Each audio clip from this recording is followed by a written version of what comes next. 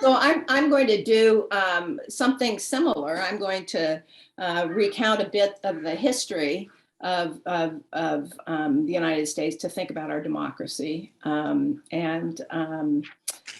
try to do so quickly.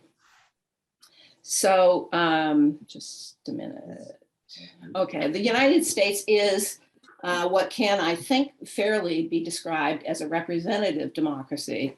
But as we all know, and as we will see in this presentation, it is by no means a perfect representative democracy. Much of the form of the governance of the United States came from its early colonial settlers from England and also the Netherlands.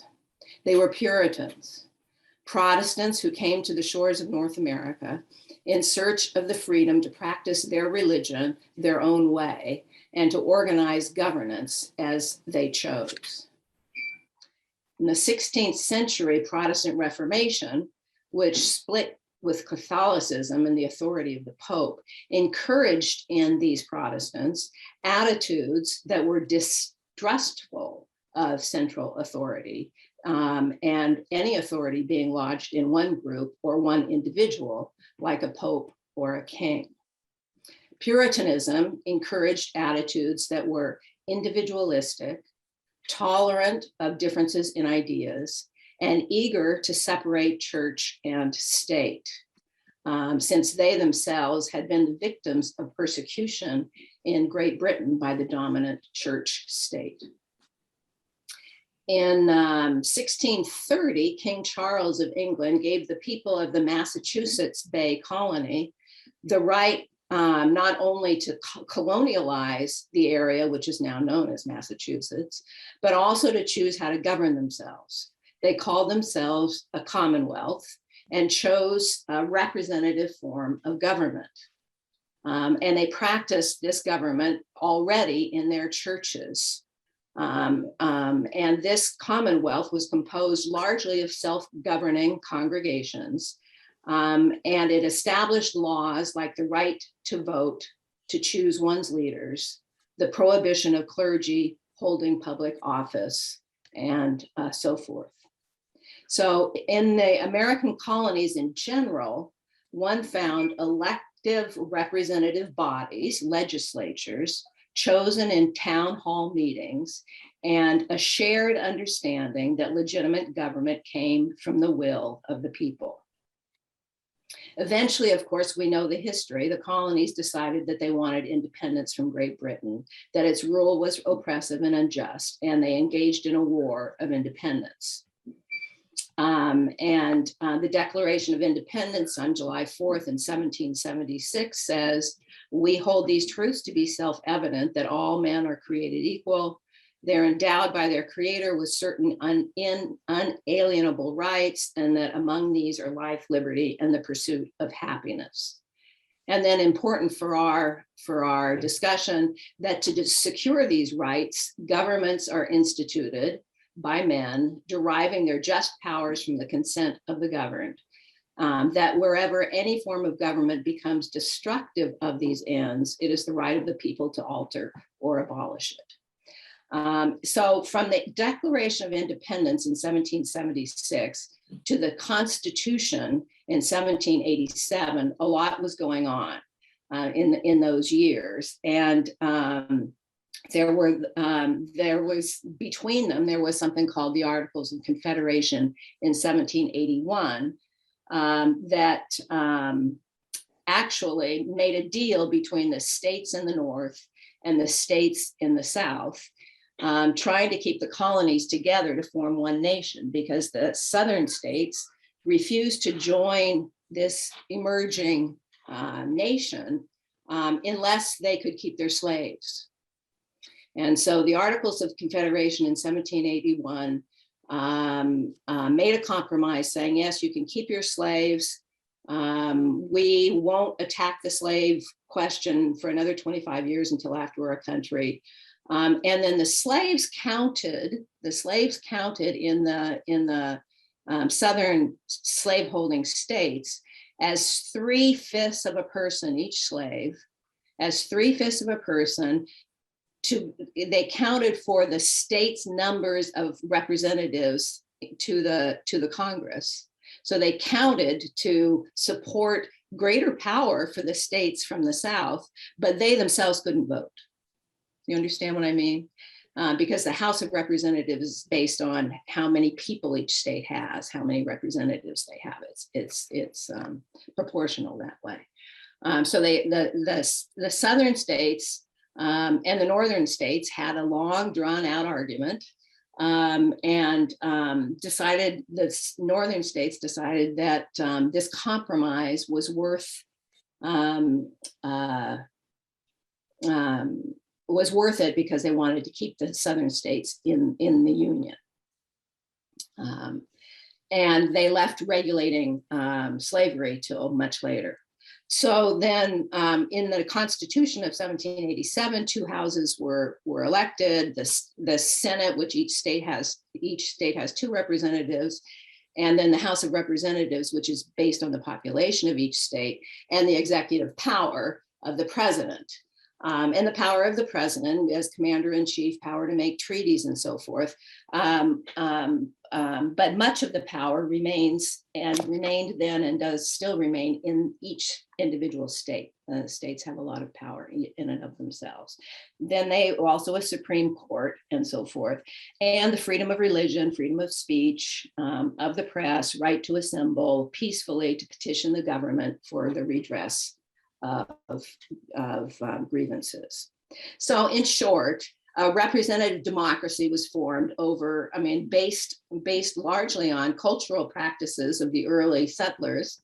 A representative democracy and religious practices was created that reflects the suspicion of too much central authority, a lot of suspicion about central authority, the comfort with somewhat excessive individualism, active civic organizations, the separation of church and state, and constant feedback from religious groups, civic groups, individuals, and so forth, constant feedback of these groups and individuals and interests to their elected leaders.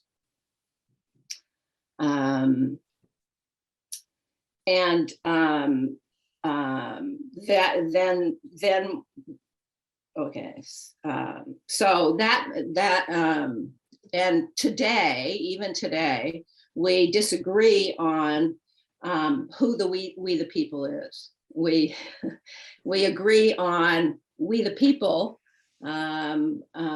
should rule the country, or should be the people who elect our leaders, but we disagree on who the people is.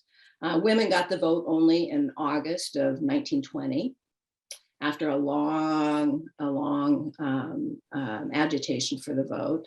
And African Americans theoretically had the right to vote since 1870, since after the Civil War, but often could not vote in the South. They cemented their rights to vote only in a much fought about Civil Rights Act of 1964. So from 1870 to 1964, some Black people in some Southern states could vote, and there were lots of prohibitions and rules and regulations that kept Black people, the descendants of the slaves, from voting in lots of especially Southern states. And so I guess what I think, so I think that I see several major things that undermine the substance, if not the form, of representative democracy in the United States. The first I've already mentioned, which is the tool, which is the fight to control access to the tools of democracy, that is to representation, to control that right of representation to only those people who will vote for your ideas, your party, your people, and so forth. So there's an ongoing fight, actually, between Republicans and Democrats, mostly between Republicans and Democrats, about this issue, who can vote. It's been an ongoing fight, and currently it continues with the Republican Party insisting that there's lots of cheating and making laws that make it very hard in their states for certain people to vote. So with Donald Trump and a mobilized right wing, a right wing that's been mobilized in new ways, there are lots of new restrictions that are being passed in state legislatures, primarily in the South, that effectively curtail the right of Black people, or more broadly, poor people, to vote. They require various things of these people. They close polls early. They close polling booths in poor neighborhoods. They make the booths hard to access. They have the form of democracy, but they make it impossible to access the right to vote. They don't let people vote by mail, and so forth. And they also pass other laws that infringe on the civil rights of people. And those often get eventually adjudicated in the courts, but that takes a long time. The system has worked relatively well. It's never been perfect from the very beginning. It's worked relatively well, this representative system, with the compromises that it's made. But now, literally, we have an empowered right wing that refuses to play the rules of representative democracy, and some fear for the future of democracy in this country, if not the form, the substance. So one of the things that representative democracy relies on is the participation and the belief of the people, and it itself has become a bone of contention. The second thing that considerably undermines the democratic philosophy of one person, one vote in the United States is the power of vast amounts of money that threaten to undermine democracy entirely. One person, one vote is a good motto and a good thing to strive for, but when the representative people who are elected and their campaigns are flooded with corporate money and also private money, much of it hard to track, because candidates need and want money to win their campaigns, and that makes then, of course, those candidates beholden to the powers that help them get elected. And their sense of obligation to the corporations or the private billionaires that help them get elected is not public, right? We don't know. There are lots of ways that people can give money that is not tracked. So we don't know who they're beholden to, and therefore why they're voting in the ways they're voting, if you see what I mean, in Congress. And currently, there are very few limits on how much anyone can give, which means that the buying of influence continues considerably. And as I said, for the most part, this is hidden to the public. And there are issues in the courts about this, and there are fights about this. It's an ongoing issue, but it's a very real and serious issue in the United States. And the Supreme Court has several times ruled against laws that have been passed that have sought to curtail private money in the political arena. And also Congress. Also, there are many attempts to control the money going into politics and to make it visible. Congress itself votes against, because that's the system that they use to get elected.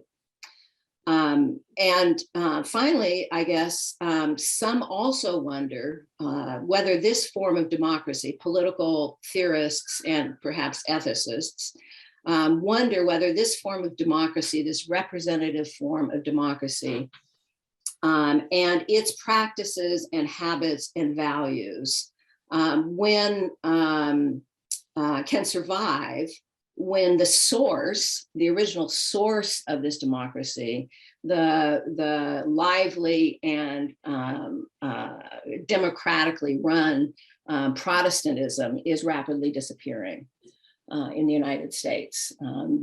So that the source, the roots of what gave us this representative democracy are rapidly disappearing because the religious landscape of this country is rapidly changing and is becoming a much more secular, first of all, diverse religiously, but also a much more secular society.